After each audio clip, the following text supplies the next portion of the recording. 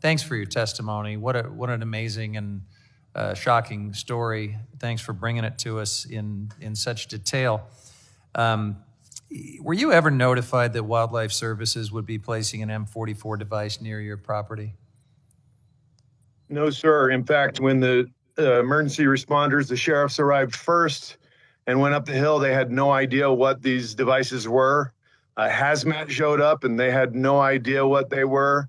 And it was some freaky situation where an ex-Wildlife Services trapper, who is now a sheriff, texted one of the sheriffs or called him or something and said, this is a cyanide bomb, an M44, he called it then.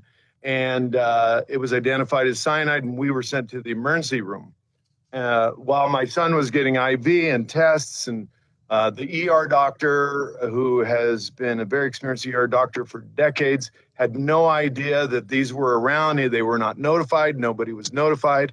In fact, the ER doctor and I were real time looking up what to do with cyanide exposure because we had no idea what to do. And here's my kid who has got cyanide all over him and us as well. And the hospital had not been notified. No one in the region knew.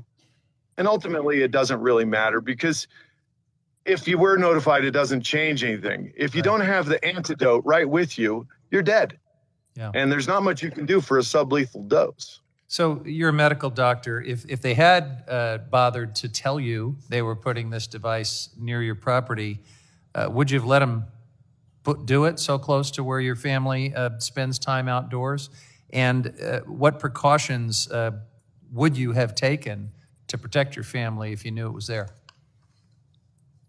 I think if anyone knows that there's cyanide on public lands or private lands or whatever, they're not going to go near it. But really, that issue isn't really an issue because, you know, you can see behind me, this is my backyard, and there are no fences between the BLM and the private land. And, you know, from east to west, if you put cyanide bombs out on the lands, most people aren't going to notice. Most people don't read signs. Most people don't look at certain gates. You come in another gate.